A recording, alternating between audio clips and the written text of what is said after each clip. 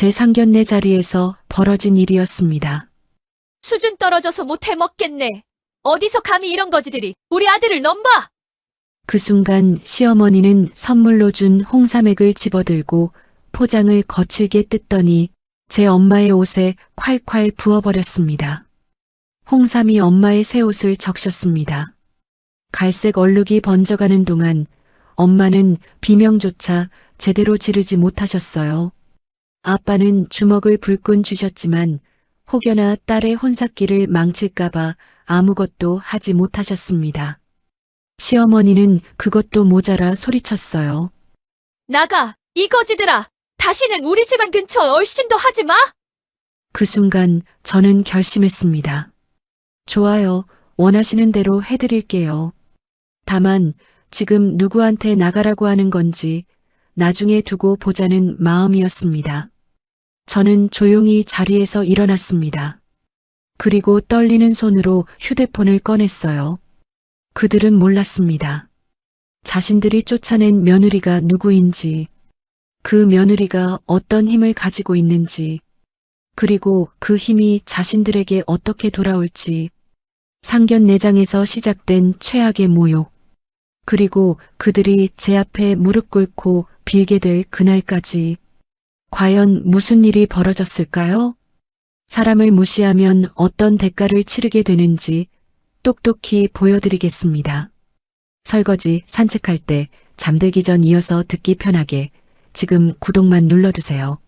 우리네 사연극장이 다음 편을 자동으로 챙겨드립니다. 오늘의 사연 시작합니다. 밤 11시가 넘은 시각이었습니다.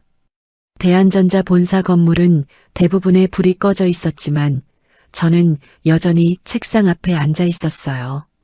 모니터 불빛만이 얼굴을 비추는 가운데 저는 팀 보고서를 한 장 한 장 넘기며 오탈자를 체크하고 있었습니다. 내일 아침 회의에 쓸 자료였어요.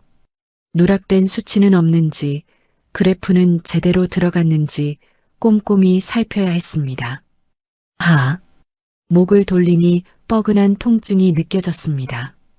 어깨도 허리도 뻣뻣하게 굳어 있었어요. 형광펜으로 밑줄 친 부분에 메모를 덧붙이다가 저도 모르게 한숨이 새어나왔습니다. 그때 책상 위 휴대폰이 진동했습니다. 화면에 뜬 이름, 최성훈. 저는 잠시 멈칫했다가 전화를 받았어요. 성훈 씨. 나 아직 야근 중이야. 야, 강지원. 적당히 하고 나와. 성훈 씨의 목소리는 짜증이 섞여 있었습니다. 너네 상사는 눈치도 없냐? 내일이 얼마나 중요한 날인데. 저는 아무 말 없이 모니터를 바라봤습니다. 내일, 상견례. 물론 알고 있었어요. 그래서 오늘 안에 일을 끝내려고 이렇게 야근하는 건데 성훈 씨는 그걸 모르는 것 같았습니다. 그리고 내일 말이야. 성훈 씨가 말을 이었습니다. 목소리가 한층 낮아졌어요. 엄마가 좀 예민하실 수도 있어. 너희 집 분위기나 그런 거 궁금해 하시니까. 최대한 단정하게 입고 와. 알았지? 우리 엄마 눈 높은 거 알잖아. 괜히 촌티나게 입고 오면 첫인상 망치는 거야. 액세서리도 너무 싸구려 티나는 건 빼고. 내일 하루만 노력해줘. 촌티, 싸구려. 그 말들이 가슴에 작은 가시처럼 박혔습니다. 하지만 저는 티를 내지 않았어요. 성훈 씨는 원래 이런 식이었습니다.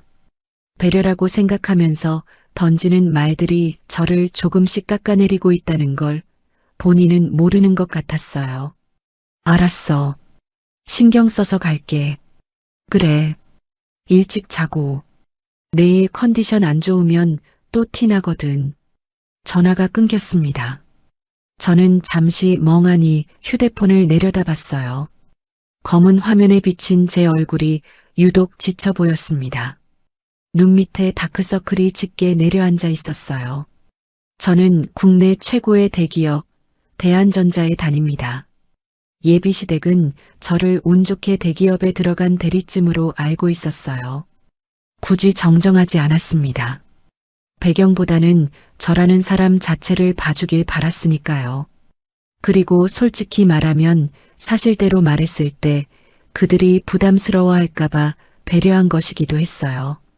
괜히 눈치 보이게 하고 싶지 않았습니다. 그 배려가 저를 찌르는 칼이 될 줄은 그때는 정말 몰랐습니다. 저는 다시 모니터를 향해 고개를 돌렸어요. 아직 정리할 자료가 산더미처럼 남아 있었습니다. 내일을 위해 오늘 밤은 좀 더 버텨야 했어요. 시계를 보니 자정이 가까워지고 있었습니다. 내일이면 처음으로 양가 부모님이 한자리에 모입니다. 저는 괜히 가슴이 두근거렸어요. 설렘이라기보다는 어딘가 불안한 예감 같은 것이었습니다. 성훈 씨가 그렇게까지 신경 쓰는 걸 보니 시어머니 될 분이 보통은 아닌 것 같았어요. 하지만 그때의 저는 그 불안의 정체를 알지 못했습니다. 그저 성훈 씨 말대로 단정하게 입고 예의 바르게 인사하면 될 거라고 생각했을 뿐이에요. 그게 얼마나 순진한 생각이었는지 저는 다음 날이 되어서야 뼈저리게 깨닫게 됩니다. 상견례 당일 아침 저는 일찍 본가에 내려갔습니다.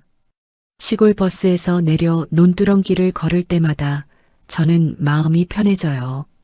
서울의 빌딩 숲에서는 느낄 수 없는 흙냄새와 풀냄새가 코끝을 간지렸습니다. 이 길을 얼마나 많이 걸었던가요? 대학 합격 통지서를 들고 뛰어왔던 날, 첫 월급을 타서 부모님께 용돈을 드리러 왔던 날, 그 모든 순간들이 이 길 위에 있었습니다. 대문을 열자 어머니가 부엌에 계셨어요. 가스레인지 위에는 큼지막한 냄비가 보글보글 끓고 있었습니다. 엄마, 이게 뭐야? 홍삼이다. 사돈 어른들 드리려고 일주일 전부터 다렸어. 어머니는 국자로 홍삼액을 저으며 말씀하셨어요. 자세히 보니 손끝이 까맣게 물들어 있었습니다. 밤새 불 앞에서 졸며 저으셨나 봐요. 직접 다린 거야? 그냥 사가지고 가지. 사가면 정성이 없잖아. 우리 딸 시집 가는 건데 엄마가 해줄 수 있는 게 이것밖에 없어서. 어머니는 수줍게 웃으셨습니다. 그 웃음이 저는 왠지 짠했어요. 평생 농사일에 굳은 손으로 며칠 밤을 졸며 홍삼을 다리셨을 어머니. 그 정성을 생각하니 코끝이 시큰해졌습니다. 엄마 고마워. 고맙긴.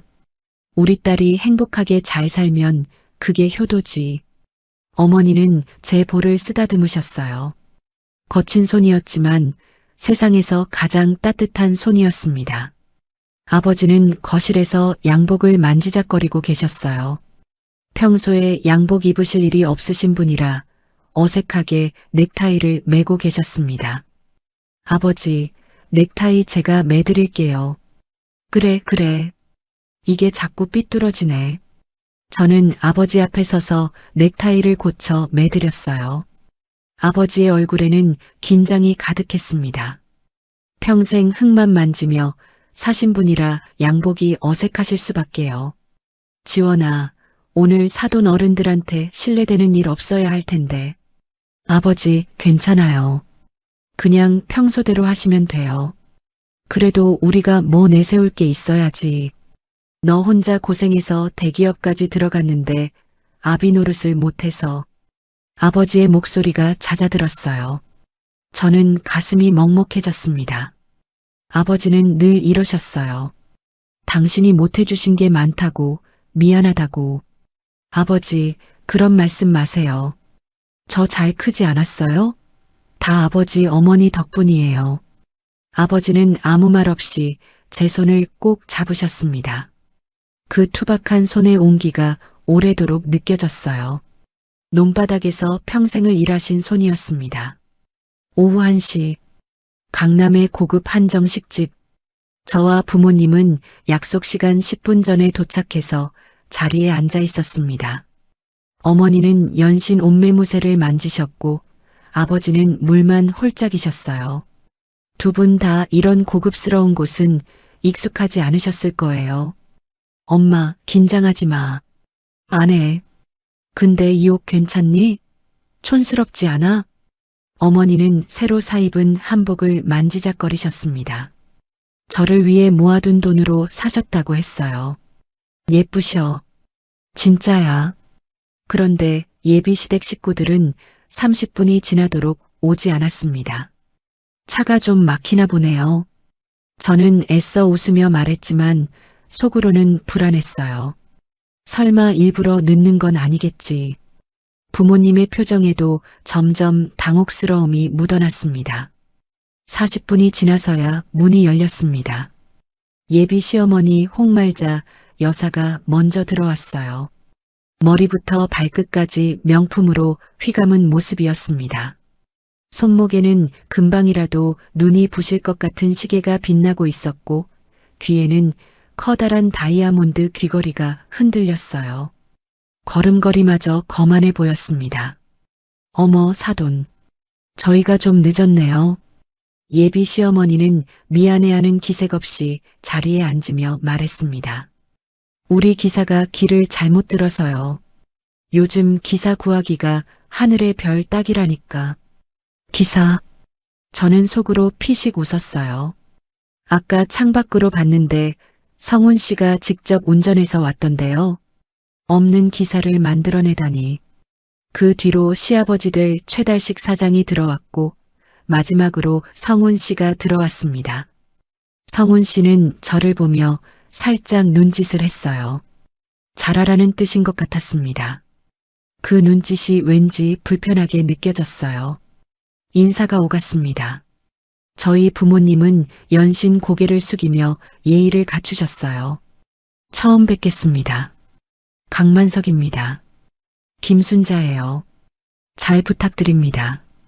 그런데 예비 시어머니는 인사를 건성으로 받으며 메뉴판을 펼쳤습니다. 예비 시아버지도 마찬가지였어요.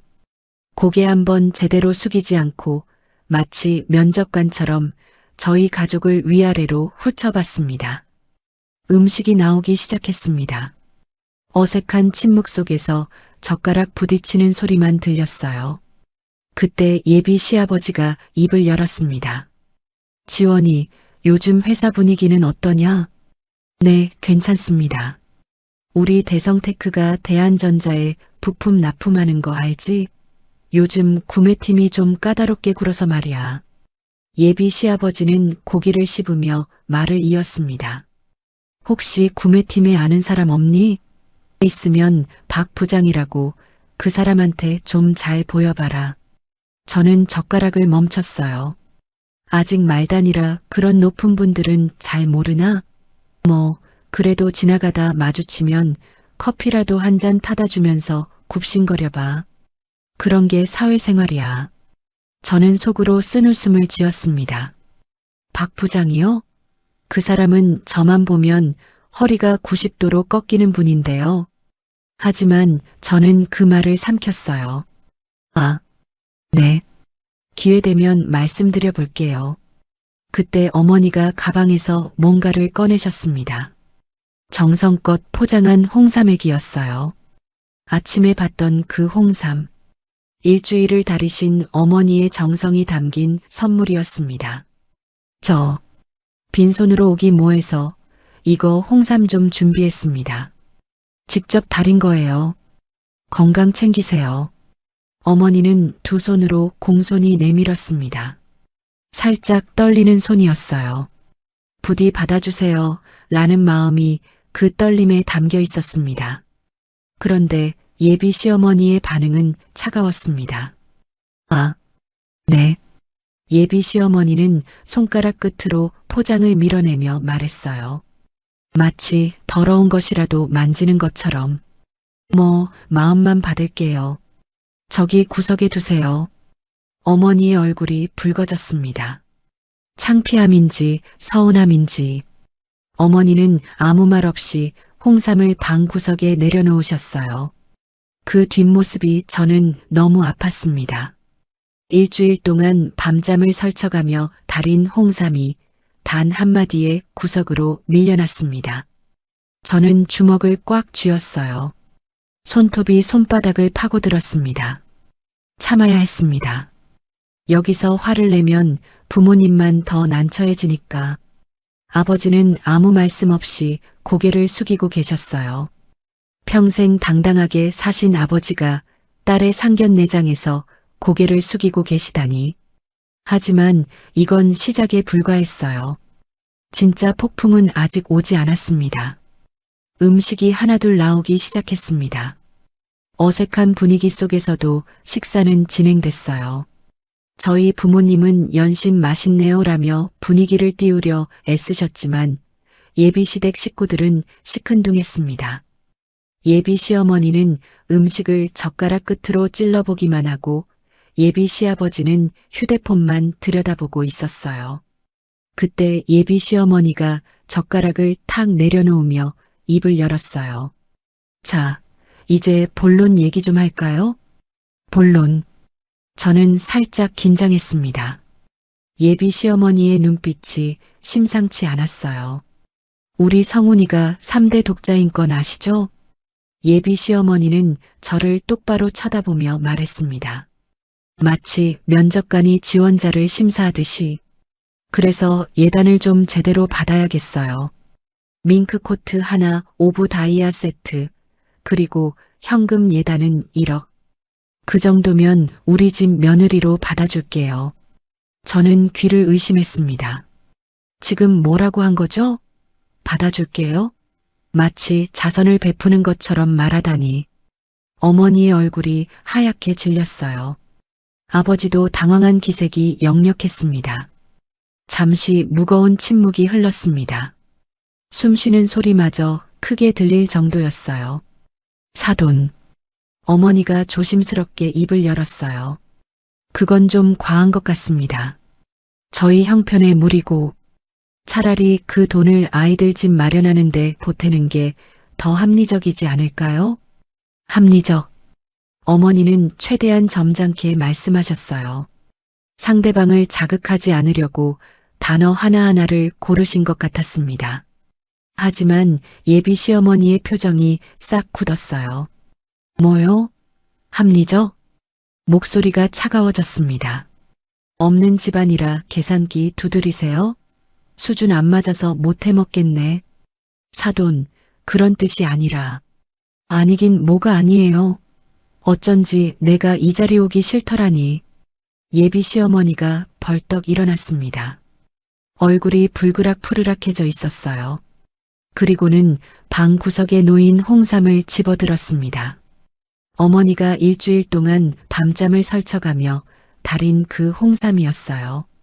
어머님, 그건 제가 말리기도 전이었습니다. 이딴 싸구려 즙이나 가져오면서 바라는 건 많아가지고. 예비 시어머니는 포장을 거칠게 뜯더니 홍삼액을 어머니의 옷에 콸콸 부어버렸습니다. 으악! 어머니가 비명을 질렀어요. 뜨거운 기운이 남아있는 갈색 홍삼액이 어머니의 새 옷을 적시며 흘러내렸습니다. 저를 위해 아끼고 아껴서 사신 새 옷이었어요. 처음이자 마지막으로 딸 상견례에 입으시려고 며칠을 고민해서 고르신 옷이었습니다. 냄새나니까 나가요. 어휴, 찐득찐득해. 예비 시어머니는 손을 털며 인상을 찡그렸습니다. 마치 벌레라도 만진 것처럼. 옆에서 예비 시아버지는 못 본 척 고개를 돌렸고 성훈 씨는 그저 멍하니 서 있었어요. 저는 그 순간 눈앞이 하얘졌습니다. 어머니는 홍삼이 흐르는 옷을 멍하니 내려다보고 계셨어요. 아버지는 벌떡 일어나려다 멈추셨습니다. 이 자리에서 소란을 피우면 딸에게 해가 될까봐 참으신 거예요. 그 모습이 저는 너무나 가슴이 아팠습니다. 저는 벌떡 일어났어요. 의자가 뒤로 밀리며 큰 소리가 났습니다. 지금 뭐 하시는 겁니까? 제 목소리가 떨렸습니다. 분노로. 당장 사과하세요. 예비 시어머니가 코웃음을 쳤어요. 뭐? 사과? 이게 어디서 눈을 부릅떠? 어머니가 잘못하신 거잖아요. 사람한테 음식을 끼얹다니 이게 사람이 할 짓입니까? 야, 너 지금 나한테 반말이야? 예비 시어머니의 눈이 치켜 올라갔습니다. 너 회사 잘리고 싶어? 내가 구매팀 박 부장한테 전화해서 너 책상 빼라고 할까? 응? 말단 주제에 어디서 감히. 박 부장. 말단. 저는 피식 웃음이 나왔어요. 정말 웃긴 상황이었습니다. 당신들이 그렇게 믿는 그 박 부장이 저만 보면 허리가 90도로 꺾이는 사람인데. 하지만 그건 중요하지 않았어요. 중요한 건 지금 이 순간 저 사람이 제 어머니에게 한 짓이었습니다. 좋아요. 저는 차갑게 말했습니다. 이 결혼 없던 걸로 하죠. 뭐? 성훈 씨가 놀라서 일어났어요. 야, 지원아. 진정해. 우리 엄마가 좀 흥분하셔서 그래. 너가 이해해야지. 이해요? 제 어머니한테 홍삼을 끼얹는 걸 이해하라고요? 저는 성훈 씨를 똑바로 쳐다봤습니다. 성훈 씨, 지금 이 상황에서 할 말이 그거예요? 성훈 씨는 입을 다물었어요. 변명도 사과도 없었습니다. 그저 눈치만 보고 있었어요.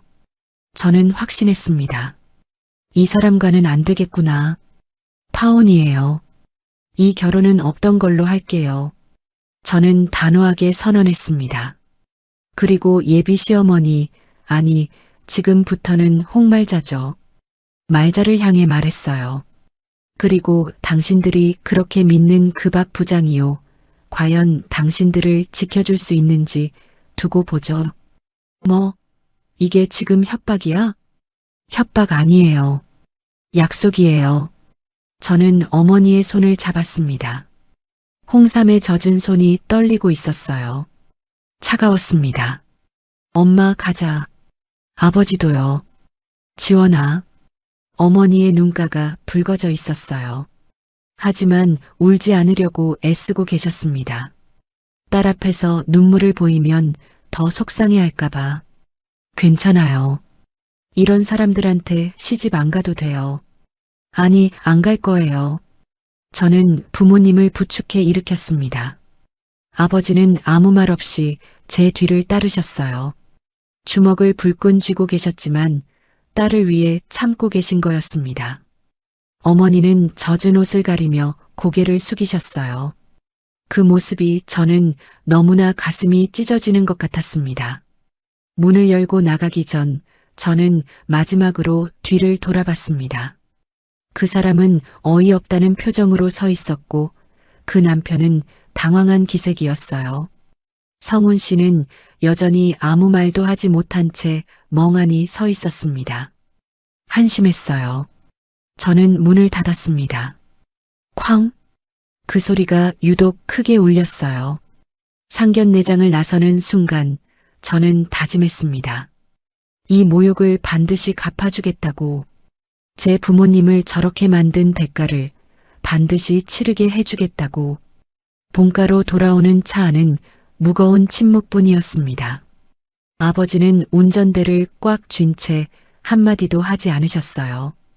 백미러로 어머니를 힐끗힐끗 보시면서도 아무 말씀을 못 하셨습니다.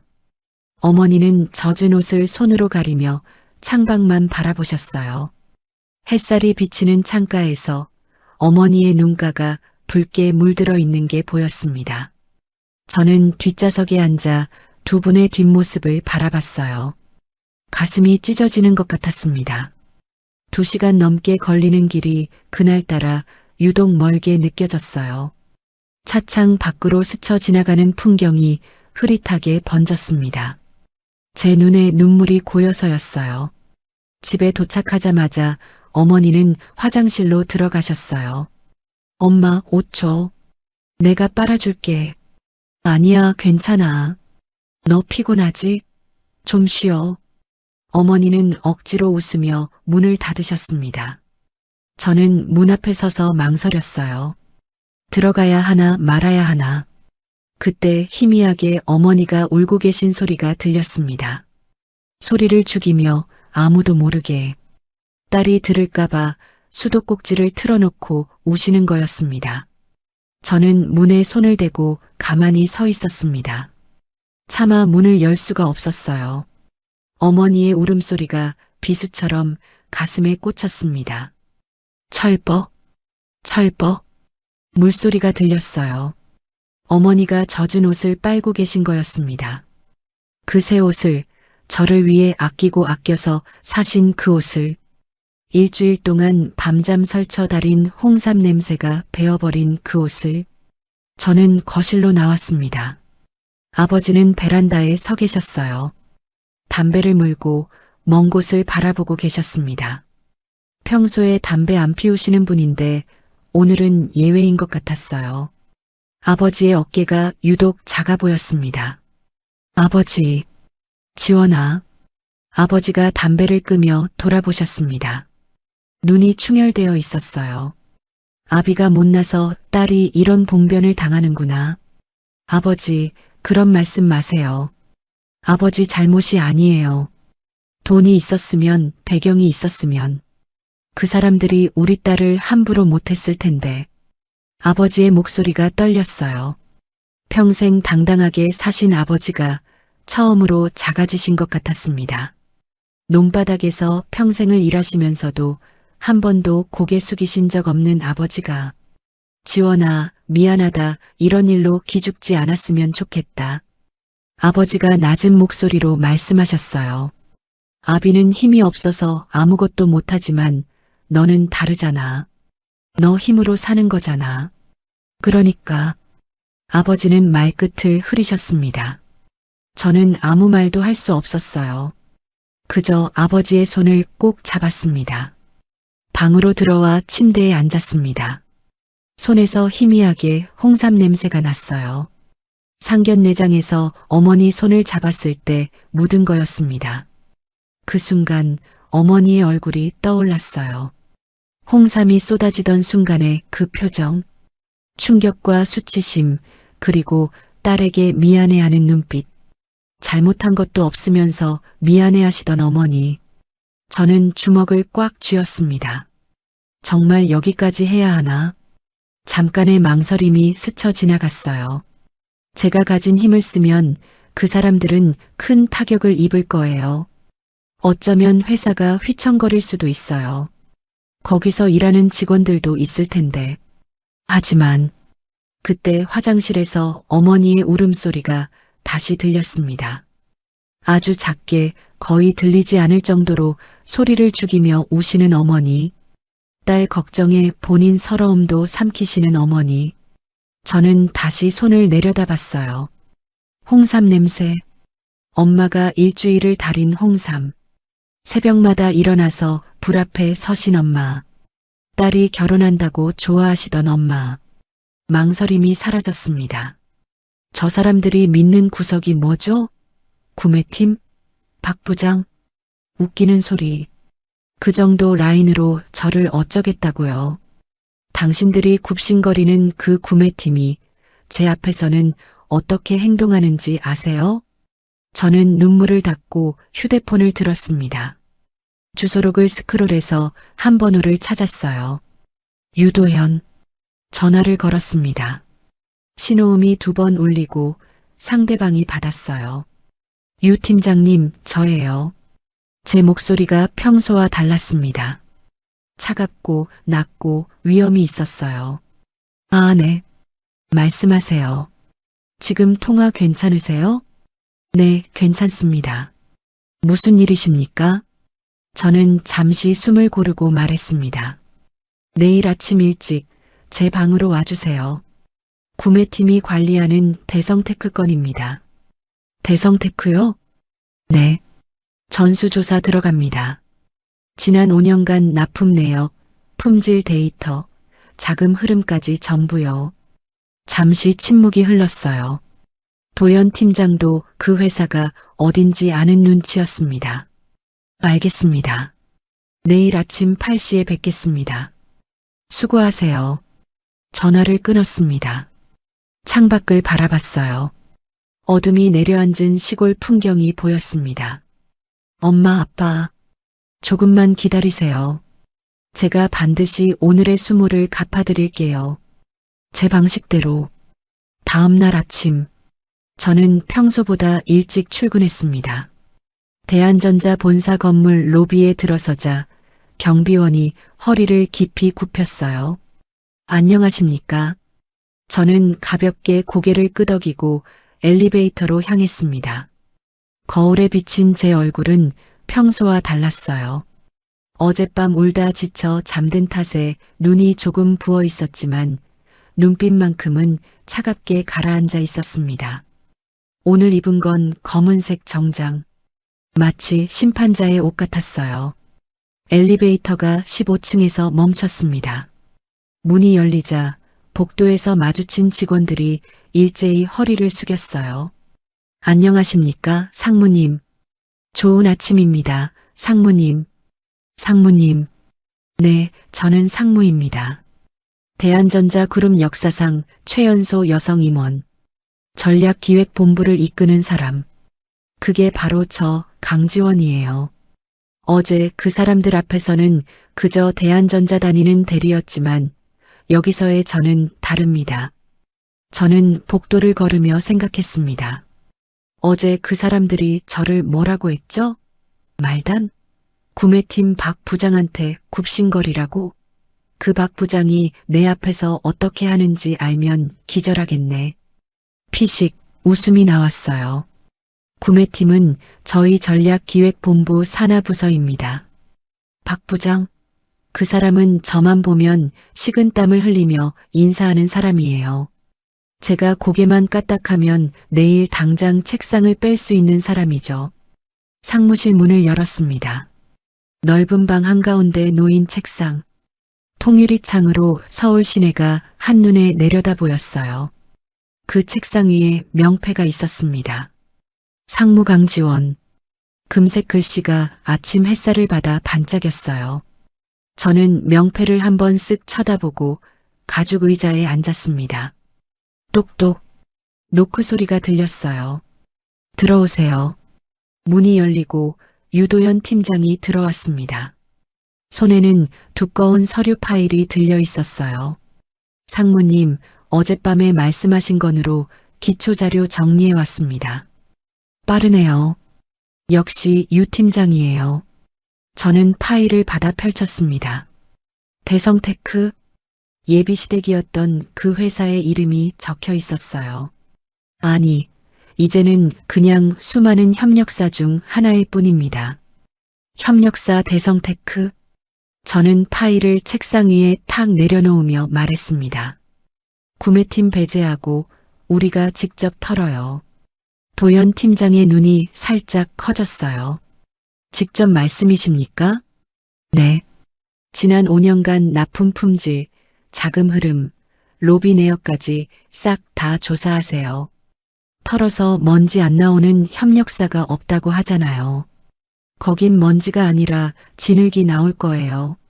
저는 차갑게 말했습니다. 도현 팀장이 잠시 머뭇거리더니 조심스럽게 물었어요.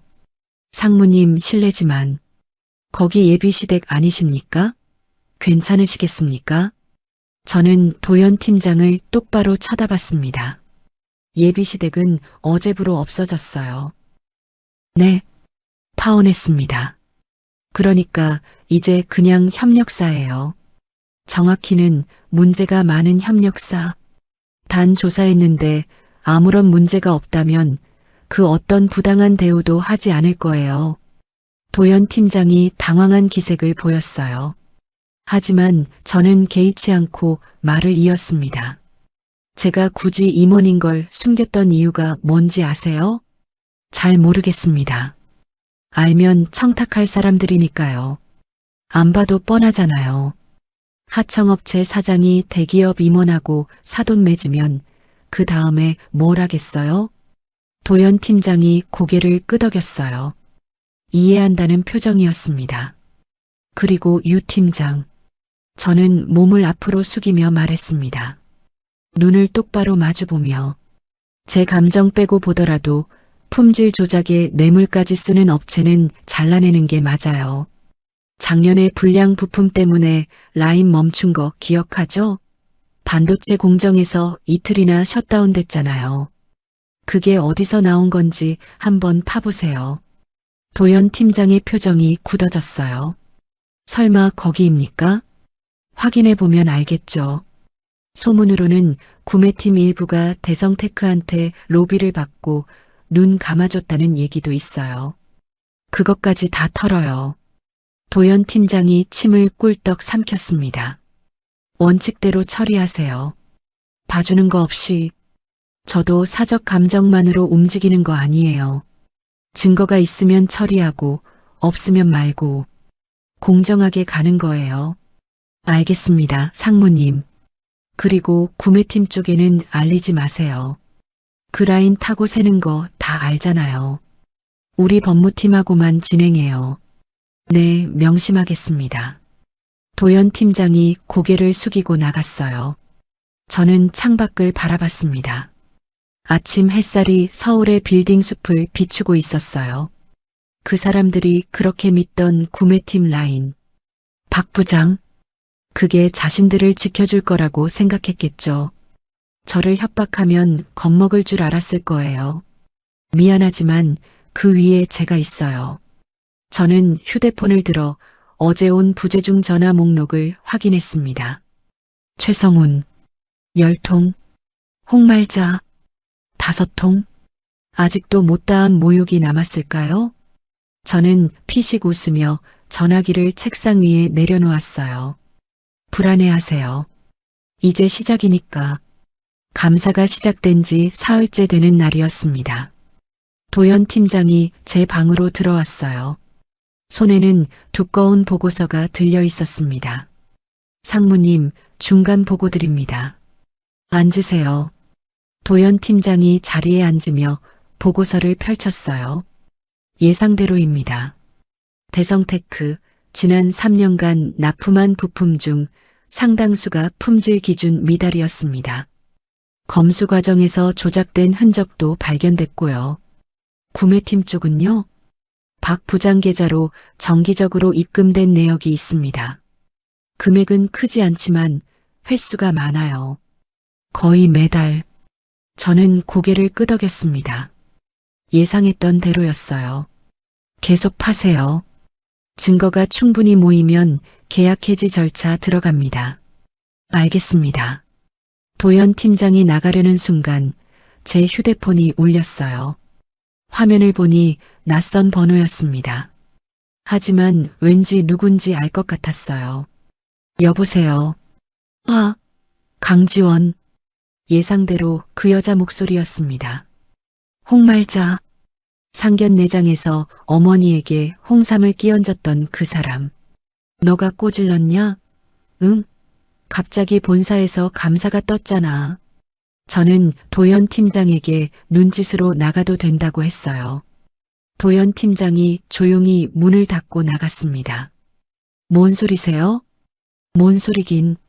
우리 회사의 대한전자에서 사람들이 들이닥쳤다고. 서류란 서류는 다 뒤지고 난리도 아니야. 공장도 못 돌리게 하고. 목소리가 찢어질 듯이 높았어요. 전화기 너머로 그 여자의 분노가 고스란히 전해졌습니다. 어디서 말단 주제의 시댁한테 이런 짓을 해? 응? 파혼당했다고 앙심 품은 거야? 저는 휴대폰을 귀에서 살짝 대며 여유롭게 대답했습니다.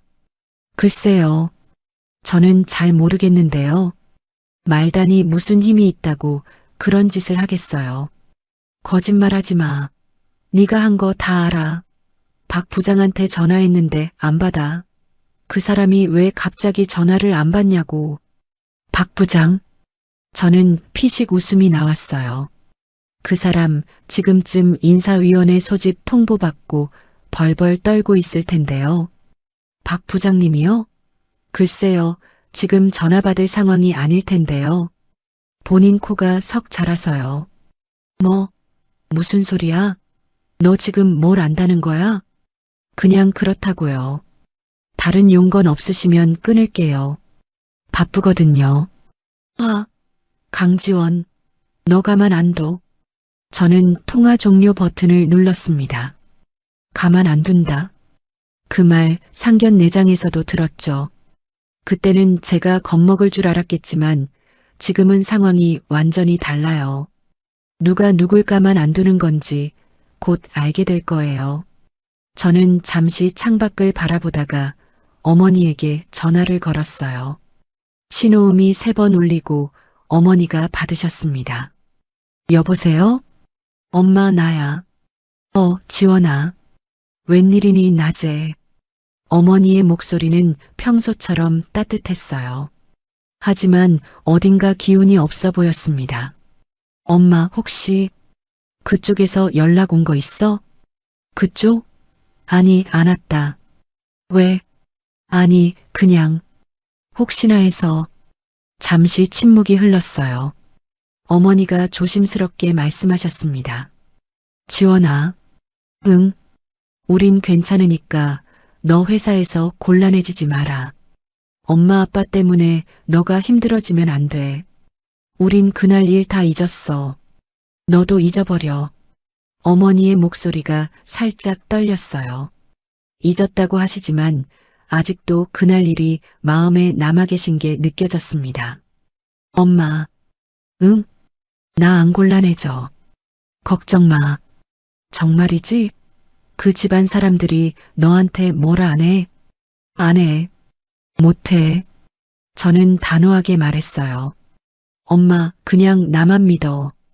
내가 알아서 할게. 그래. 우리 딸 믿는다. 전화를 끊고 나서 저는 한참 동안 휴대폰을 들여다봤습니다. 엄마는 아직도 제 걱정뿐이에요. 본인이 당한 일은 생각도 않고 오로지 딸이 회사에서 곤란해질까봐 걱정하시는 거예요.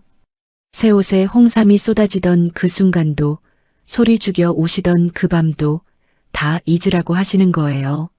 하지만 저는 못 잊어요. 절대로. 그 마음이 저를 더 독하게 만듭니다. 저는 도연 팀장에게 메시지를 보냈어요. 유 팀장님, 더 세게 밀어붙이세요. 증거 확보되는 대로 바로 보고해 주세요. 잠시 후 답장이 왔습니다. 알겠습니다, 상무님. 저는 휴대폰을 내려놓고 의자에 등을 기댔어요. 엄마, 조금만 기다려. 제가 반드시 그날의 수모를 갚아드릴게요. 당신들이 흘린 눈물의 대가를 반드시 받아낼 거예요. 계약 해지 통보가 나간 지 한 달이 지났습니다. 그 사이 대성테크는 급격히 기울었어요. 대한전자 물량이 매출의 70%였으니 그게 한 방에 날아가면 버틸 재간이 없죠. 다른 거래처를 뚫으려 해도 품질 조작 소문이 돌면서 어디서도 받아주지 않는다고 했어요. 저는 틈틈이 성훈 씨의 SNS를 들여다봤어요. 직접 연락할 생각은 없었지만 저쪽 상황이 어떻게 돌아가는지는 궁금했거든요. 초반에는 허세 가득한 글들이 올라왔습니다. 일시적인 어려움일 뿐. 곧 새로운 거래처 찾을 거야. 우리 회사 기술력이면 금방 회복한다. 하지만 2주쯤 지나니까 글의 톤이 바뀌기 시작했어요. 요즘 좀 힘들다. 응원해주는 사람들 고마워. 인생이 뭔지 모르겠다. 3주 차에는 더 심해졌습니다. 왜 이렇게 된 건지 모르겠다. 다 그 여자 때문이다. 그 여자, 저를 말하는 거겠죠. 저는 그런 글들을 보며 별다른 감정이 들지 않았어요. 동정도 통쾌함도 아닌 그냥 담담함, 자업자득이라는 생각뿐이었습니다. 어느 날 오후 도연 팀장이 제 방으로 들어왔어요. 상무님, 대성테크 관련해서 특이한 소식이 있습니다. 특이한 소식이요? 도연 팀장이 태블릿을 꺼내 제 앞에 놓았습니다. 성훈 씨의 최근 SNS 게시물이었어요. 사진 속에 낯선 여자가 있었습니다. 화려한 드레스에 명품 가방, 짙은 화장. 성훈 씨 옆에 딱 붙어서 웃고 있었어요. 이 여자는 누구예요? 제시카라고 합니다. 본명은 정복순이고요. 정복순? 네. 재미교포 재벌 3세라고 자칭하는데 신원이 불분명합니다. 저는 사진을 자세히 들여다봤어요. 명품으로 치장은 했는데 어딘가 어색했습니다. 진짜 부자들한테서 나는 여유로움이 없었어요. 너무 애쓰는 느낌이랄까. 어떻게 알게 됐대요? 고급 호텔 라운지에서 우연히 만났다고 합니다. 제시카 쪽에서 먼저 말을 걸었대요. 사업하시는 것 같은데 혹시 투자 받으실 생각 있으세요? 이런 식으로요. 우연이요? 아무래도 노린 것 같습니다. 대성테크가 어렵다는 소문이 업계에 돌았으니까요. 급한 회사일수록 검증 없이 덥석 무니까 사기꾼들한테는 좋은 먹잇감이죠. 저는 고개를 끄덕였어요. 역시 그렇군요. 미국에 있다는 회사도 확인해 봤는데요. 실체가 없었습니다. 등록된 주소가 우편함 대여 서비스더라고요. 그럼 사기꾼이네요. 높은 확률로 그렇습니다. 저는 피식 웃음이 나왔어요. 딱 봐도 사기꾼 냄새가 나는데 저 사람들은 다급한 마음에 못 맞나 봐요. 근데 문제는요. 도현 팀장이 말을 이었습니다. 대성테크 쪽에서는 이 여자를 구세주처럼 모시고 있습니다. 투자해주겠다고 바람을 잡고 있는 모양이에요. 투자요? 무슨 근거로? 가짜 통장 잔고 화면을 보여줬다고 합니다. 잔고가 수백억이라면서요. 저는 어이가 없었어요. 통장 잔고 캡처요? 그런 건 5분이면 만드는 건데 그걸 믿었다고요? 급하니까 믿고 싶었겠죠. 의심이 들어도 의심하고 싶지 않은 거예요. 지푸라기라도 잡아야 하는 상황이니까요. 저는 태블릿을 내려놓고 의자에 등을 기댔어요. 한심하다. 정말 한심해요. 저를 무시하고 어머니한테 홍삼을 끼얹고 그렇게 거들먹거리던 사람들이 이제 와서 사기꾼한테 매달리다니. 성훈 씨 SNS에 올라온 글 보시면요. 도현 팀장이 화면을 스크롤했어요. 제시카를 천사, 구원자라고 부르고 있습니다. 어머니 되시는 분은 우리 며느리감이라고까지 했대요. 며느리감이요? 저는 코웃음이 나왔습니다. 저를 쫓아내더니 사기꾼을 며느리로 드리겠다고요? 그렇습니다. 그리고 한 가지 더요. 도현 팀장이 잠시 머뭇거렸어요. 그 집에서 상무님 욕을 하고 있습니다. 재수 없는 여자 때문에 회사가 망했다고요. 저는 가만히 도현 팀장을 바라봤어요. 제 탓이래요? 네. 계약 해지가 자기들 잘못 때문이라는 건 생각도 안 하는 것 같습니다.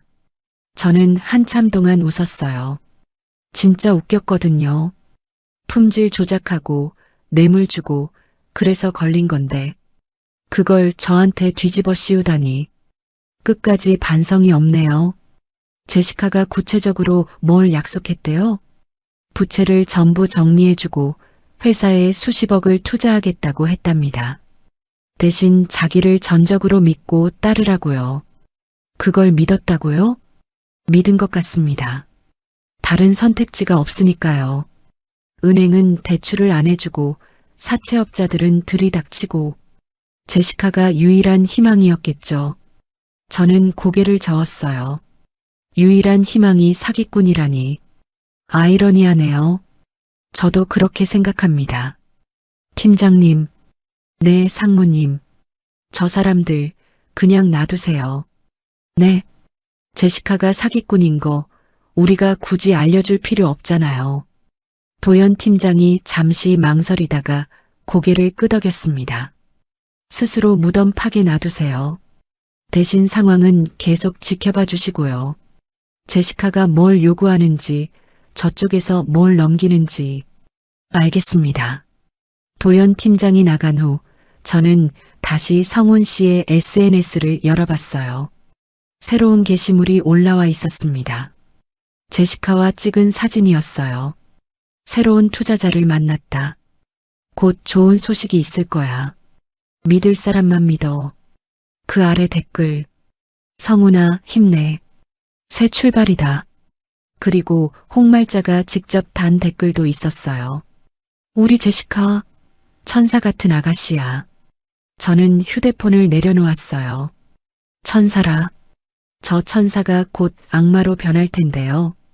저 사람들, 저를 무시할 때는 언제고. 박 부장한테 전화해서 책상 빼겠다고 협박하던 기세는 어디 가고, 이제는 사기꾼한테 매달리고 있네요. 그때 제가 한 말 기억하시나요? 당신들이 믿는 그 박 부장이 당신들을 지켜줄 수 있는지 두고 보자.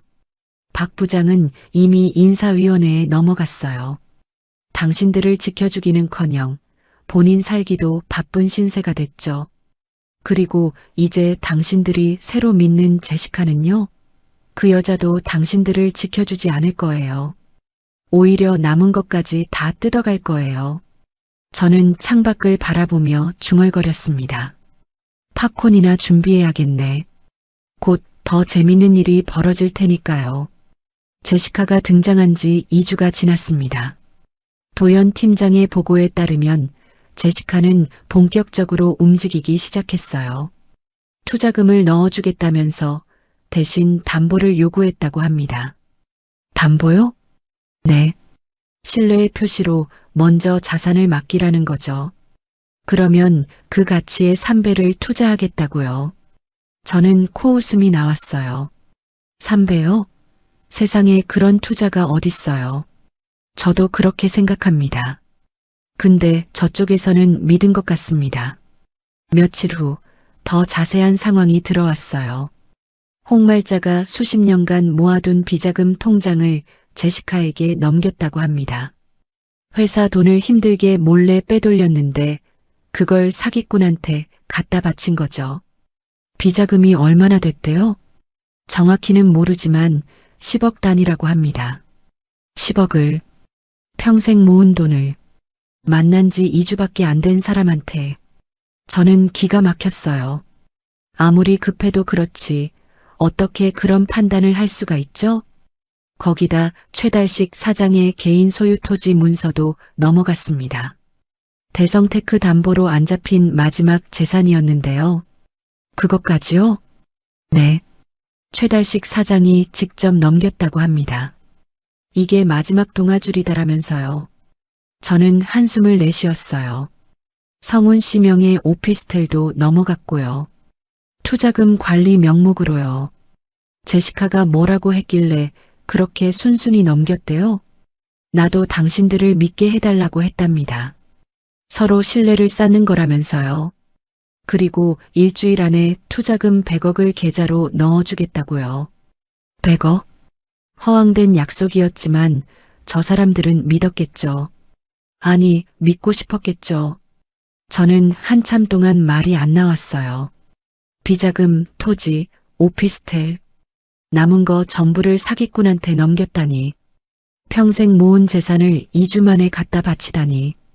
저 사람들 정신이 없긴 하네요. 부도가 코앞이니까요.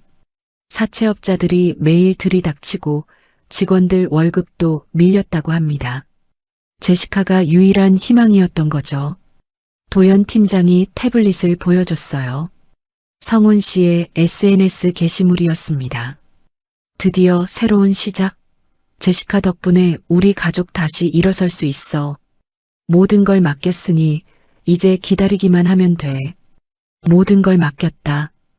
그 말이 씁쓸하게 느껴졌어요. 그 아래 홍말자의 댓글도 있었습니다. 우리 제시카가 진짜 복덩이야. 그깟 재수 없는 며느리 내치길 잘했지. 이제 우리 집안 운이 트이는 거야. 저는 휴대폰을 내려놓았어요. 복덩이라. 그 복덩이가 곧 전 재산 들고 사라질 텐데요. 그리고 일주일 후 도연 팀장이 급하게 제 방으로 들어왔어요. 표정이 심상치 않았습니다. 상무님 터졌습니다. 뭐가요? 제시카가 잠적했습니다. 예상했던 일이었지만 막상 들으니 묘한 기분이었어요. 어떻게 된 거예요? 일주일이 지나도 투자금이 안 들어왔대요. 처음에는 미국 본사에서 서류 처리 중이라고 했는데 계속 미루더니 결국 전화기가 아예 꺼져버렸대요. 그래서요? 성훈 씨가 제시카 오피스텔에 찾아갔는데 도연 팀장이 말을 멈추고 태블릿을 보여줬어요. 누군가 찍은 사진이었습니다. 텅 빈 오피스텔. 가구 하나 없이 깨끗하게 비어 있었어요. 침대도 옷장도 화장대도 없었습니다. 마치 처음부터 아무도 살지 않았던 것처럼 야반도주한 겁니다. 받아낸 돈이랑 서류 다 들고요. 저는 사진을 가만히 들여다봤어요. 성훈 씨 반응은요? 오피스텔 앞에서 오열했다고 합니다. 무릎 꿇고 울면서 내 돈, 사기꾼이야 하고 소리 질렀대요. 홍말자 여사는요? 같이 왔다가 그 자리에서 주저앉았답니다. 내 비자금, 내 돈 다 어디 갔어? 하면서요. 최달식 사장은 벽에 머리를 박으면서 땅 문서, 내 땅 문서 하고 울부짖었다고 합니다. 저는 창밖을 바라봤어요. 얼마나 뜯겼대요?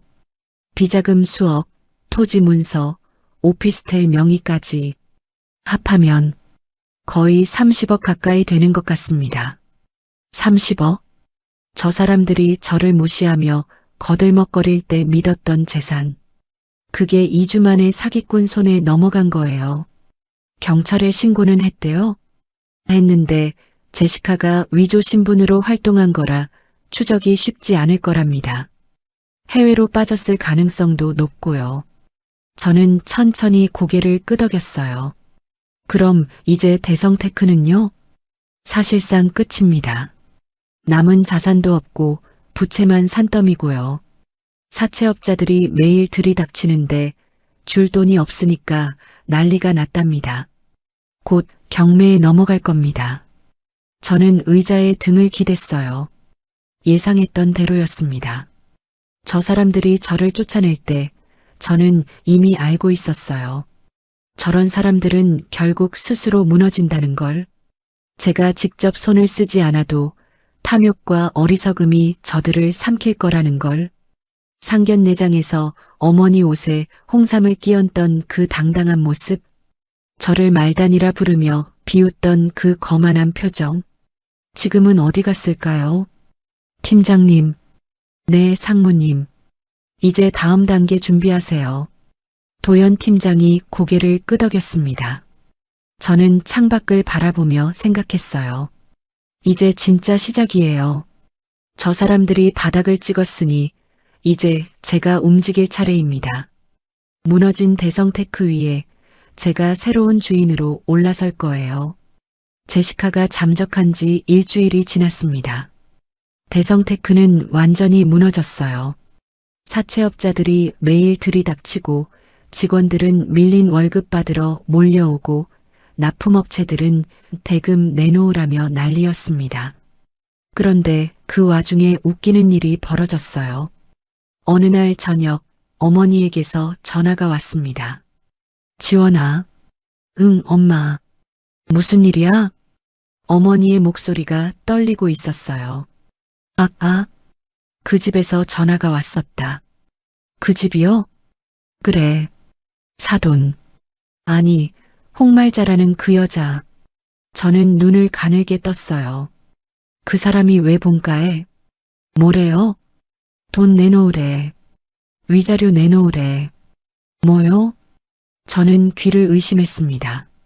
딸 교육을 어떻게 시켰길래 시댁을 이 꼴로 만들었냐고. 파혼시킨 것도 모자라서 회사까지 망하게 했다고. 쌀이라도 보내라고. 진짜 온갖 소리를 다 하더라. 저는 기가 막혔어요. 위자료요? 파혼한 게 누구 잘못인데? 자기들이 저를 쫓아낸 거잖아요. 그것도 어머니 옷에 홍삼을 끼얹으면서. 그 여자가 뭐라고 했는지 알아? 당신네 딸이 우리 집안을 망하게 했으니까 책임져라. 딸 데려다가 며느리로 바쳐라. 이런 소리까지 했어. 며느리로 바치래요? 그래. 자기네가 쫓아놓고. 엄마, 뭐라고 했어요? 엄마는 말도 못하고 있었지. 너무 어이가 없어서. 근데 어머니가 말끝을 흐렸어요. 근데요? 아버지가 전화기 뺏으셨어.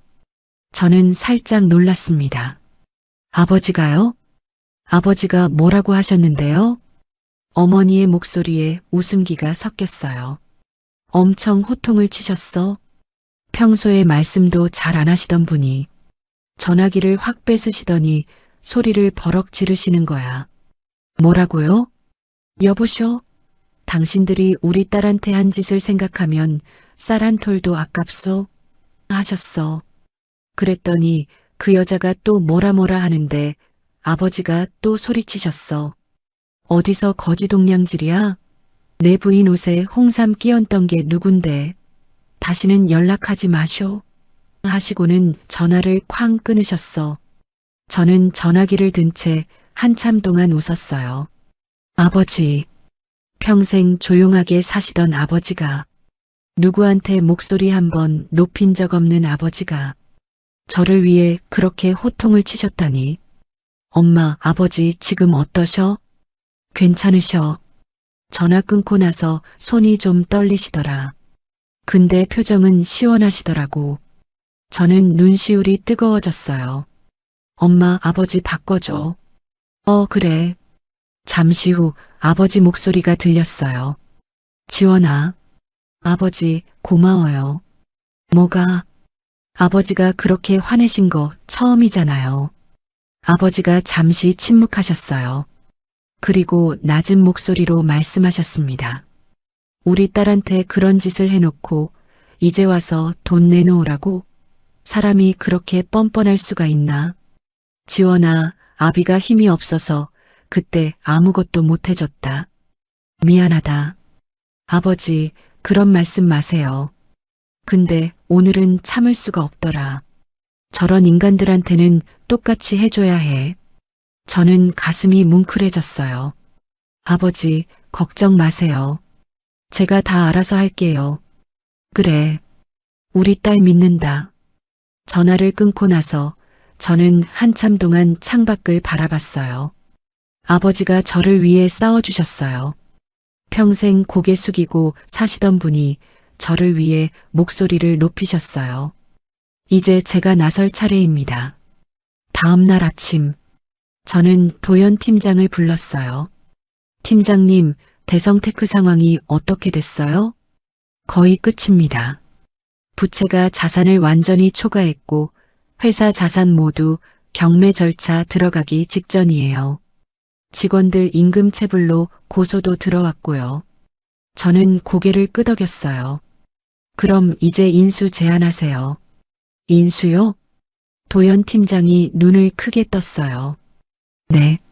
제 개인명의 법인으로요. 인수 금액은 1원. 1원이요? 네. 대신 직원들 밀린 월급이랑 협력업체 미지급금은 제가 다 떠안는 조건으로요. 도연 팀장이 잠시 말을 잃었어요. 상무님, 그 금액이 얼마인지 아십니까? 직원 월급만 해도 수억이고 협력업체 대금까지 합치면. 알아요. 다 계산했어요. 그런데 왜? 저는 책상 서랍을 열어 봉투 하나를 꺼냈어요. 미리 써둔 사직서였습니다. 팀장님, 저는 사직서를 봉투에 넣으며 말했어요. 저도 책임이 있어요. 하청업체 관리를 내가 했잖아요. 대성테크가 부실 납품하는 걸 더 일찍 캐치했으면 이렇게까지 안 됐을 수도 있어요. 그건 상무님 잘못이 아닙니다. 품질 조작한 건 대성테크고 뇌물 받은 건 구매팀이에요. 그래도요. 저는 창밖을 바라봤어요. 대성테크에도 가족들 밥줄 걸고 다니는 직원들이 있어요. 그 사람들한테는 회사가 망하면 생계가 끊기는 거잖아요. 최달식이나 홍말자는 벌 받아 마땅하지만 직원들은 죄가 없어요. 도연 팀장이 조용히 듣고 있었어요. 그리고 저는 도연 팀장을 똑바로 쳐다봤어요. 솔직히 말할게요. 임원 자리에 앉아서 지시만 내리는 건 진짜 심판이 아니에요. 무슨 말씀이세요? 제가 직접 그 회사의 주인이 되어야 해요. 그래야 저 사람들을 갑과 을이 아니라 인간 대 인간으로 마주할 수 있거든요. 도연 팀장이 천천히 고개를 끄덕였어요. 대한전자 상무가 대성테크 사장을 혼내는 건 그냥 갑질이에요. 하지만 대성테크세 주인이 전 주인을 심판하는 건 정당한 권리죠. 저는 사직서 봉투를 책상 위에 올려놓았어요. 그래서 옷을 벗으려고요. 대한전자 상무 강지원이 아니라 지원테크 대표 강지원으로서 저 사람들 앞에 서려고요. 도연 팀장이 잠시 침묵했어요. 그리고 조심스럽게 물었습니다. 상무님, 후회 안 하십니까? 최연소 임원 자리를 버리시는 거잖아요. 저는 피식 웃었어요. 후회요? 안 해요. 저는 창밖을 바라봤어요. 저 사람들이 제 부모님한테 한 짓, 저한테 한 짓, 그걸 갚으려면 이 정도는 해야죠. 도연 팀장이 고개를 숙였어요. 알겠습니다. 인수 제안 오늘 중으로 전달하겠습니다. 고마워요, 팀장님. 그리고 저는 도연 팀장을 바라보며 말했어요. 제가 대한전자 떠나도 우리 연은 계속 이어졌으면 좋겠어요. 법무 자문 같은 거 외부에서 맡아주실 수 있죠? 도연 팀장이 웃으며 고개를 끄덕였어요. 물론이죠. 상무님, 아니, 대표님 일이라면 언제든지요. 도연 팀장이 나간 후 저는 사직서 봉투를 들여다봤어요. 이제 진짜 시작이에요. 강지원이라는 이름으로 저 사람들 앞에 다시 서는 거예요. 그들이 그토록 무시했던 그 이름으로. 인수 제안이 들어간 지 이틀 후 도연 팀장에게서 연락이 왔어요. 대표님, 계약 체결됐습니다. 그래요? 어땠어요? 전화 너머로 도연 팀장의 목소리가 들렸습니다. 처참했습니다. 도연 팀장의 말에 따르면 그날 대성테크 사무실은 폐허나 다름없었다고 해요. 책상 위에는 먼지가 쌓여 있었고 컴퓨터는 전원도 안 들어왔대요. 직원들은 다 떠나고 남은 건 빚쟁이들의 독촉장 뿐이었다고 합니다. 복도 불도 꺼져 있어서 낮인데도 어두컴컴했대요. 회의실에 들어가니 최달식과 홍말자가 앉아 있었대요. 며칠 사이에 얼굴이 반쪽이 되어 있었다고 해요. 명품으로 휘감고 다니던 홍말자는 화장기 없는 얼굴에 구겨진 옷을 입고 있었고요. 최달식은 눈이 푹 꺼져 있었대요. 성훈 씨는 구석에서 고개를 숙이고 있었다고 합니다. 상견례 때 그렇게 자신만만하던 사람이 이제는 아무 말도 못하고 있었대요. 도연 팀장이 서류를 꺼내 테이블 위에 올려놓았대요. 인수 조건 확인하셨죠? 인수 금액 1원. 대신 직원 임금 체불분과 협력업체 미지급금은 인수자가 전액 부담합니다. 최달식이 서류를 멍하니 내려다봤대요. 회사를 1원에 넘기라니. 목소리가 떨렸다고 합니다. 내 평생 일군 회사를 고작 1원에. 싫으시면 뭐 이미 망한 회사인데요. 도연 팀장이 담담하게 말했대요. 내일 당장 법정 구속되실 텐데요. 직원들 임금 체불로요. 고소장이 벌써 접수됐습니다. 최달식의 얼굴이 새하얗게 질렸대요. 그때 홍말자가 끼어들었다고 합니다. 여보, 뭘 망설여요? 감옥 가고 싶어요? 하지만 이건 빨리 도장 찍어요. 홍말자가 소리를 질렀대요. 새 주인이 누군지 몰라도 우리 좀 살려달라고 빌자고요. 감옥 가면 끝이에요. 최달식이 펜을 들었대요. 손이 심하게 떨렸다고 합니다. 평생 일군 회사를 1원에 넘기는 순간이었으니까요. 새 주인이 누구요? 도연 팀장이 대답했대요. 그게 중요한가요? 곧 알게 되실 겁니다. 최달식이 한참을 망설이다가 결국 서류에 도장을 찍었대요. 쿵! 그 소리가 조용한 회의실에 크게 울렸다고 합니다. 홍말자도 도장을 찍었대요. 손이 덜덜 떨려서 도장이 삐뚤어졌다고 해요. 감사합니다. 인수 완료됐습니다. 도연 팀장이 서류를 챙기며 일어섰대요. 조인식은 내일 오후 3시입니다. 새 대표님이 직접 오실 거예요. 정장 입고 오세요. 홍말자가 급하게 자리에서 일어났대요. 잠깐만요. 새 대표님이 누군데요? 혹시 우리한테 좋게 해주실 분이에요?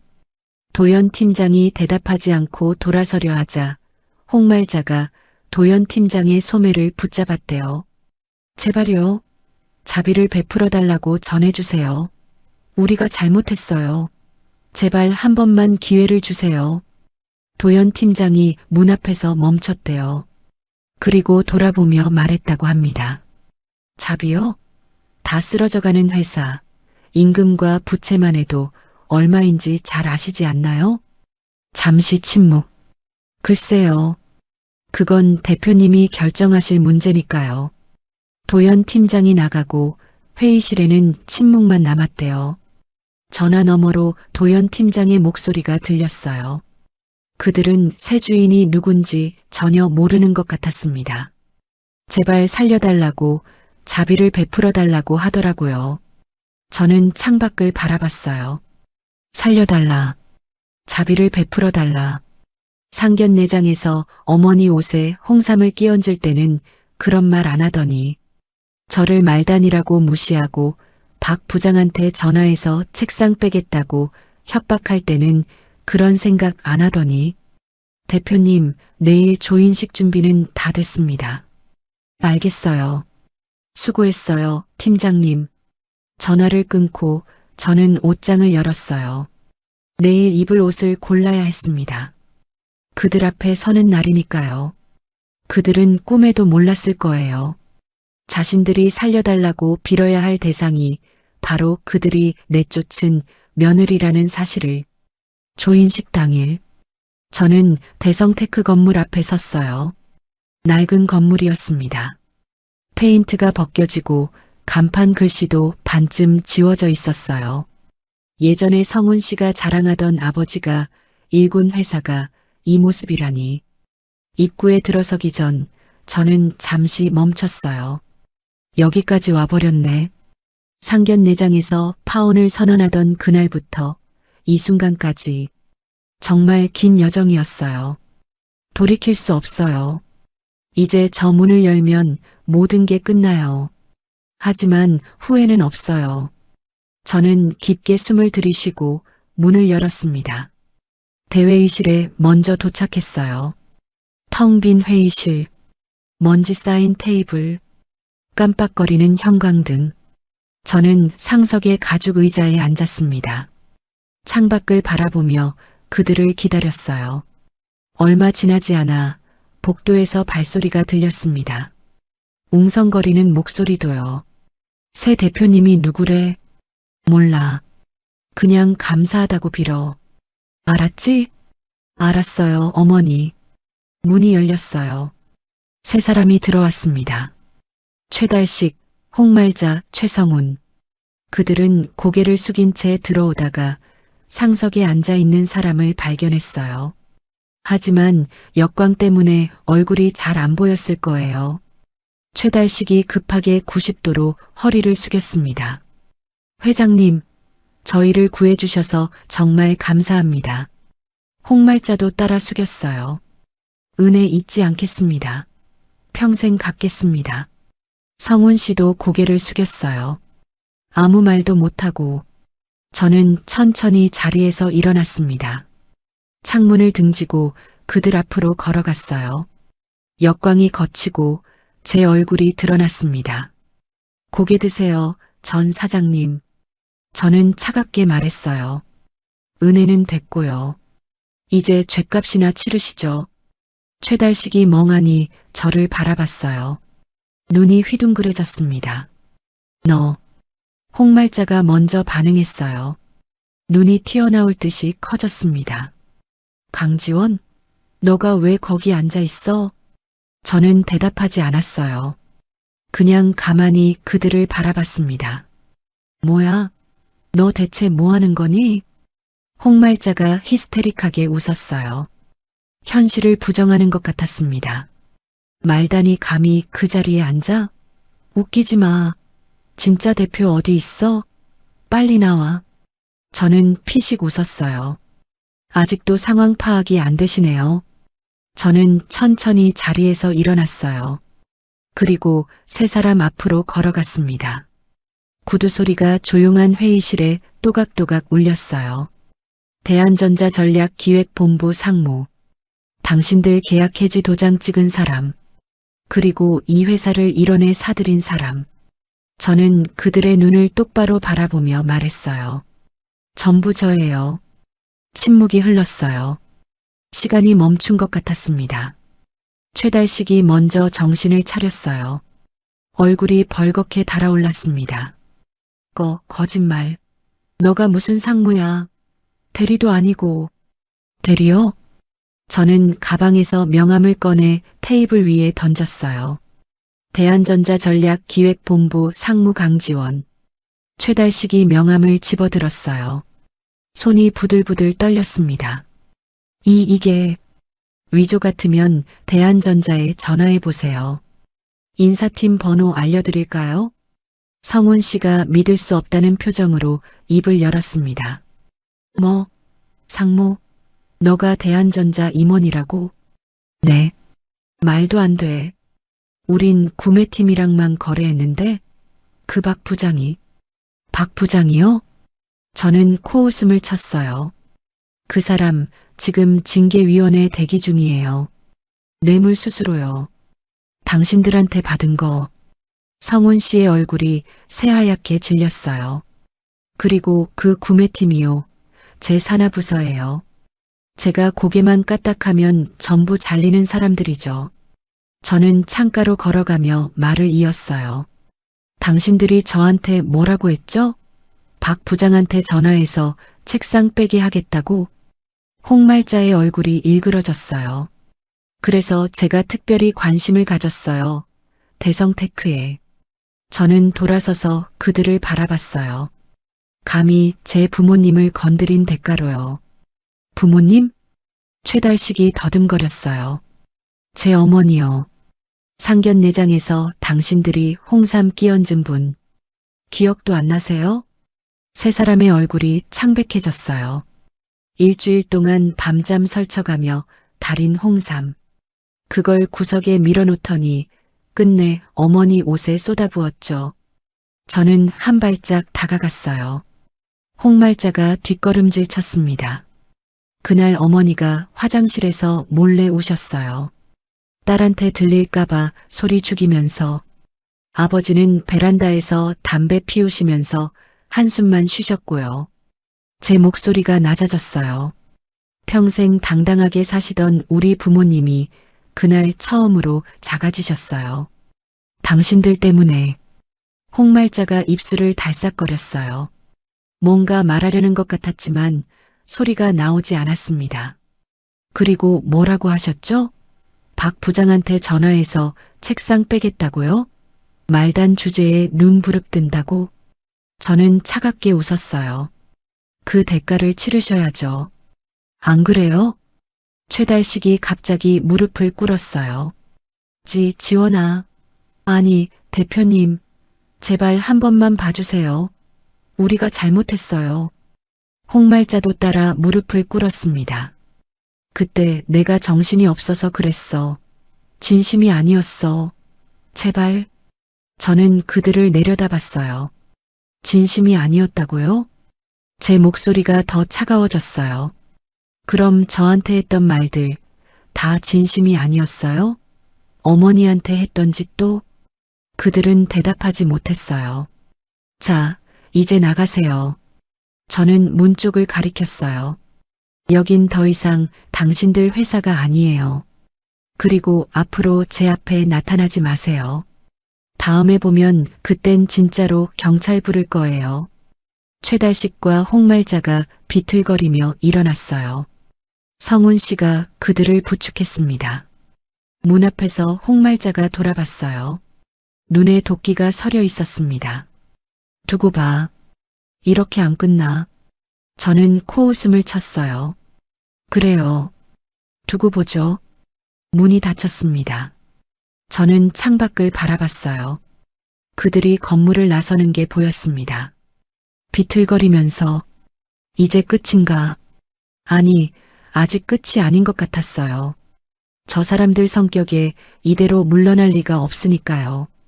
조인식이 끝난 지 일주일 후 도연 팀장에게서 급한 연락이 왔어요. 대표님, 문제가 생겼습니다. 무슨 문제요? 제시카가 다시 나타났습니다. 저는 눈을 가늘게 떴어요. 제시카? 돈 들고 도망친 그 사기꾼이 어떻게 된 거예요? 저희가 조인식 직후에 제시카 명의 계좌를 추적 요청했거든요. 사기 피해 신고가 접수되면서 수사가 시작됐고 관련 계좌가 전부 동결됐습니다. 그럼 돈을 못 쓰게 된 거네요. 네. 해외로 빠지려던 돈이 전부 묶여버렸어요. 공항에서도 출국 금지가 걸렸고요. 완전히 오도 가도 못하는 상황이 된 겁니다. 저는 고개를 끄덕였어요. 궁지에 몰리니까 다시 기어 나온 거군요. 그래서요? 문제는 그 다음입니다. 제시카가 최달식 일가와 다시 접촉했습니다. 뭐요? 자기들한테 돈 뜯어간 사기꾼이랑요? 네. 둘이 손을 잡은 것 같습니다. 공통의 적이 생기니까요. 저는 피식 웃었어요. 공통의 적. 그게 저라는 거죠. 지금 인터넷 생방송을 켜고 대표님을 폭로하고 있어요. 저는 황당했어요. 폭로라니. 무슨 폭로요? 강지원이 시부모를 쫓아내고 회사를 빼앗았다. 갑질로 가족을 파탄냈다. 이런 내용이에요. 제시카가 증인이랍니다. 합의금을 뜯어내려는 것 같습니다. 저는 잠시 말을 잃었어요. 그리고 웃음이 터졌습니다. 진짜 끝까지 가시네. 사기꾼이랑 손잡고 저를 협박해요? 아마 대표님께 돈을 뜯어내려는 목적 같습니다. 어떻게 하시겠습니까? 저는 자리에서 일어났어요. 팀장님, 경찰에 연락하세요. 저 사람들 위치 아시나요? 네. 시내 모텔입니다. 제시카는 지명수배 중이라 바로 체포 가능합니다. 좋아요. 저도 갈게요. 생방송이라며요? 제가 직접 출연해 드려야겠네요. 30분 후 저는 모텔 앞에 도착했어요. 경찰차 2대가 이미 와 있었습니다. 도연 팀장도 태블릿을 들고 서 있었어요. 대표님, 지금 방송 중입니다. 시청자가 벌써 1000명 넘었어요. 도연 팀장이 태블릿 화면을 보여줬어요. 허름한 모텔방. 제시카가 카메라 앞에 앉아 있었습니다. 옆에는 홍말자와 최달식이 있었어요. 여러분, 저는 지금 엄청난 갑질 피해자들과 함께 있습니다. 제시카가 눈물을 글썽이며 말했어요. 강지원이라는 여자가 있어요. 이분들의 며느리였는데 시부모님을 내쫓고 회사를 빼앗았습니다. 홍말자가 카메라에 얼굴을 들이밀었어요. 맞아요. 우리 아들 약혼녀였는데 갑자기 돌변해서 우리 가족을 거리로 내몰았어요. 평생 일군 회사를 일원에 빼앗겼다고요. 최달식도 울먹였어요. 제발 도와주세요. 우리 가족을 살려주세요. 저는 화면을 보며 피식 웃었어요. 연기 한번 기가 막히네요. 대표님, 어떻게 하시겠습니까? 저는 경찰에게 고개를 끄덕였어요. 들어갑시다. 쿵. 모텔 방문이 열렸어요. 뭐야? 제시카가 소리쳤어요. 카메라가 흔들렸습니다. 저는 경찰들과 함께 방 안으로 들어갔어요. 생방송 카메라가 제 얼굴을 비쳤습니다. 어머, 방송 중이시네요? 저는 여유롭게 웃으며 말했어요. 증인 좋아하시네요. 근데 피의자 신분으로 말하시는 게 맞나요? 제시카의 얼굴이 굳어졌어요. 넌 뭐야? 저요? 방금 폭로하시던 그 강지원이에요. 저는 카메라 앞으로 걸어갔어요. 그리고 도연 팀장에게서 태블릿을 받았습니다. 시청자 여러분, 잠깐만요. 저는 태블릿 화면을 카메라에 비췄어요. 이 여자 얼굴 잘 보세요. 본명 정복순, 사기 전과 팔범. 지금 전국 지명 수배 중입니다. 화면에는 제시카의 수배 전단이 떠 있었어요. 지문, 사진, 범죄 이력까지 전부. 생방송 댓글이 폭발했어요. 뭐야, 사기꾼이었어? 속을 뻔했네. 저 여자 잡아라. 제시카의 얼굴이 새하얗게 질렸어요. 이건. 그리고요.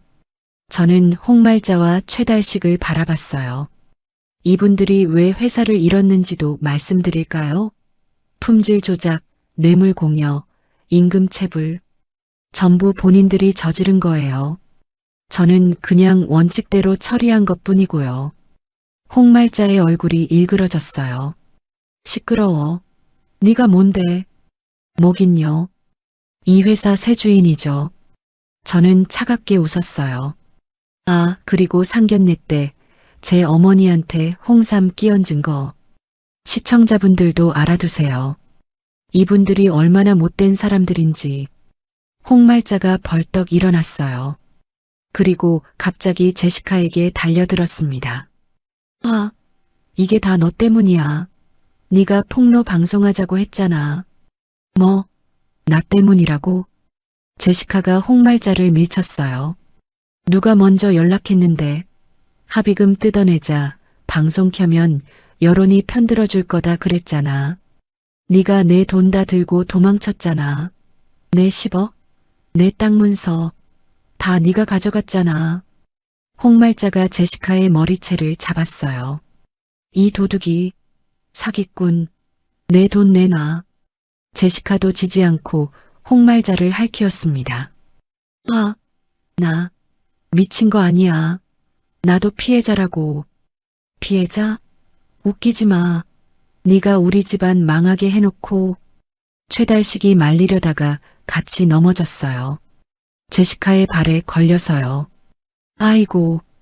카메라가 넘어지면서 천장을 비췄어요. 하지만 소리는 그대로 생중계됐습니다. 내 머리카락? 이거 나. 내 돈 먼저 내놔. 돈은 무슨. 다 동결됐다고. 성훈 씨는 구석에서 멍하니 지켜보고 있었습니다. 어머니와 아버지가 바닥에서 뒹구는 모습을 아무것도 할 수 없다는 표정으로. 생방송 댓글이 더 폭발했어요. 뭐야, 이거 콩가루 집안 실시간 중계 진짜 웃기네. 아들은 왜 가만히 있어. 저거 전부 연행감. 저는 팔짱을 끼고 그 광경을 지켜봤어요. 아주 콩가루 집안 생중계 제대로네요. 경찰이 다가왔어요. 연행하겠습니다. 네, 전부 데려가세요. 허위사실 유포에 사기 혐의까지. 바쁘시겠네요. 경찰들이 제시카와 홍말자를 떼어놓았어요. 수갑이 채워졌습니다. 이거 나 억울해. 홍말자가 발버둥 쳤어요. 억울하긴요. 카메라 앞에서 다 자백하셨잖아요. 시청자분들이 다 보셨어요. 저는 생방송 카메라를 향해 손을 흔들었어요. 시청해주셔서 감사합니다. 좋은 저녁 되세요. 모텔 밖으로 나왔어요. 경찰차에 제시카, 홍말자, 최달식, 성훈 씨가 차례로 실려갔습니다. 제시카는 고개를 푹 숙인 채 아무 말도 하지 않았어요. 홍말자는 여전히 소리를 질렀지만 경찰차 문이 닫히면서 소리가 차단됐습니다. 최달식은 힘없이 끌려갔어요. 평생 일군 회사를 잃고 사기꾼한테 재산을 뜯기고 이제는 경찰차에 실리는 신세가 됐네요. 성훈 씨가 마지막으로 경찰차에 올랐어요. 차에 오르기 전 잠깐 저를 돌아봤습니다. 눈이 마주쳤어요. 뭔가 말하고 싶은 것 같았지만 결국 아무 말도 하지 못하고 고개를 떨궜습니다. 경찰차가 출발했어요. 빨간 경광등이 깜빡이며 멀어졌습니다. 저는 그 모습을 지켜보다가 천천히 미소를 지었어요. 끝났어요. 상견례장에서 시작된 이 긴 싸움이 드디어 끝났습니다. 도연 팀장이 다가왔어요. 대표님, 수고하셨습니다. 팀장님도요. 처음부터 끝까지 함께 해주셔서 정말 고마웠어요. 저야말로요. 앞으로도 잘 부탁드립니다. 대표님. 저는 하늘을 올려다봤어요. 별이 떠 있었습니다. 엄마, 아빠, 이제 다 끝났어요. 당신들을 무시하고 상처 주고 눈물 흘리게 했던 사람들, 전부 대가를 치렀어요. 홍삼을 끼얹던 그 손이 이제는 수갑이 채워졌어요. 말단이라고 비웃던 그 입이 이제는 아무 말도 못해요. 저는 깊게 숨을 들이쉬었어요. 이제 저는 앞으로만 걸어갈 거예요. 더 이상 뒤돌아보지 않을 거예요. 3개월 후 대성테크는 지원테크라는 이름으로 새로 태어났어요. 지원테크 공장에는 이제 다시 활기가 돌아왔어요. 멈췄던 기계들이 다시 돌아가고 직원들의 웃음소리가 복도에 울렸습니다. 밀린 월급도 전부 지급했고 새로운 거래처도 여럿 확보했어요. 물론 정상화까지 제가 대한전자에서 임원으로서 받은 고액의 연봉, 그 돈이 모두 투자금으로 쓰였지만요. 오늘은 특별한 날이었습니다. 부모님을 처음으로 회사에 초대한 날이거든요. 와, 여기가 우리 딸 회사야? 어머니가 공장을 둘러보며 감탄하셨어요. 새로 칠한 페인트, 깨끗한 복도, 활기차게 움직이는 직원들. 네, 엄마. 여기가 지원테크예요. 이름도 예쁘다. 지원테크? 우리 딸 이름이네. 아버지는 말없이 공장을 둘러보셨어요. 하지만 눈가가 촉촉해 보였습니다. 대표님, 도연 팀장이 달려왔어요. 아니, 이제는 도연 전무님이죠. 대한전자를 떠나 지원테크에 합류한 지 2달째. 대한전자 시절보다 연봉도 높이고 스톡 옵션까지 드렸어요. 처음부터 끝까지 함께 해준 사람이니까요. 부모님 오셨네요. 안녕하세요, 어르신들. 도연 전무가 공손하게 인사했어요. 아이고, 이 청년이 그 도연 씨구나. 어머니가 반갑게 도연 전무의 손을 잡으셨어요. 우리 딸 많이 도와줬다며? 고맙다, 정말 고마워. 아닙니다. 저야말로 대표님 덕분에 좋은 자리에서 일하고 있습니다. 전무라며? 우리 딸이 사람 보는 눈은 있어. 어머니가 흐뭇하게 웃으셨어요. 공장 투어를 마치고 옥상 정원으로 올라갔어요. 제가 새로 만든 공간이에요. 직원들이 점심시간에 쉴 수 있도록요. 벤치에 나란히 앉았습니다. 저와 어머니, 아버지. 지원아. 어머니가 제 손을 잡으셨어요. 우리 딸 정말 장하다. 그동안 마음고생 많았지? 아니에요, 엄마. 아니긴. 엄마가 다 알아. 그 집 때문에 얼마나 힘들었는지. 어머니의 눈가에 눈물이 맺혔어요. 그때 엄마가 더 강하게 나섰어야 했는데 아무것도 못 해주고. 엄마, 그런 말씀 마세요. 저는 어머니의 손을 꼭 잡았어요. 오히려 감사해요. 그 일 덕분에 가짜들은 걸러내고 진짜 내 사람들을 지켰잖아요. 진짜 내 사람들? 네. 엄마, 아빠. 그리고 도연 전무님 같은 사람들. 정말 소중한 게 뭔지 알게 됐어요. 아버지가 처음으로 입을 여셨어요. 지원아. 네, 아빠. 아비가 그때 더 나서지 못해서 미안하다. 힘이 없어서. 아빠, 그때 전화 끊으셨잖아요. 그거 하나로 충분했어요. 저는 아버지를 바라보며 웃었어요. 평생 조용하게 사시던 아빠가 저를 위해 소리 지르셨잖아요. 그게 얼마나 큰 힘이 됐는지 몰라요. 아버지가 고개를 돌리셨어요. 눈물을 숨기시려는 것 같았습니다. 저는 가방에서 상자 하나를 꺼냈어요. 엄마, 이거, 뭐야, 이게? 어머니가 상자를 열었어요. 안에는 고급 홍삼 세트가 들어 있었습니다. 홍삼? 네. 제일 비싼 거로 샀어요. 어머니가 멍하니 홍삼을 바라보셨어요. 그때 엄마가 일주일 동안 달인 홍삼, 기억나죠? 그게 바닥에 쏟아졌을 때 저는 마음이 너무 아팠어요. 지원아, 이제는 제가 사드릴게요. 매년 제일 좋은 걸로. 엄마 아빠한테 효도할게요. 어머니가 저를 안아주셨어요. 아버지도 어색하게 손을 내밀어 제 어깨를 토닥이셨습니다. 저는 옥상 난간에 서서 도시를 내려다봤어요. 시련은 저를 더 단단하게 만들었어요. 상견례장에서 홍삼이 쏟아지던 그 순간 저는 무너질 줄 알았어요. 하지만 무너지지 않았습니다. 오히려 일어섰어요. 저는 이제 누군가의 며느리가 아니에요. 내 인생의 당당한 주인으로 살아갈 거예요. 지원테크 대표 강지원으로서, 그리고 엄마 아빠의 자랑스러운 딸로서. 바람이 불었어요. 춥지만 마음만은 따뜻한 겨울 바람이었습니다. 새로운 시작이에요. 여기까지가 제 이야기입니다. 상견례장에서 홍삼이 쏟아지던 그날, 저는 모든 게 끝났다고 생각했어요. 사랑하는 사람에게 배신당하고 부모님이 모욕당하는 걸 눈앞에서 지켜봐야 했으니까요. 하지만 돌이켜보면 그날이 진짜 시작이었어요. 가짜들이 스스로 가면을 벗어던진 날, 그리고 제가 진짜 저 자신으로 살기 시작한 날. 시련은 저를 무너뜨리지 않았어요. 오히려 더 단단하게 만들어줬습니다. 제 이야기를 들어주신 여러분께 감사드려요.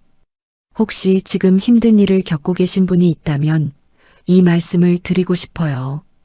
그 아픔이 영원하지 않을 거예요. 언젠가는 끝이 나요. 그리고 그 끝에서 더 강해진 자신을 만나게 될 거예요. 저처럼요.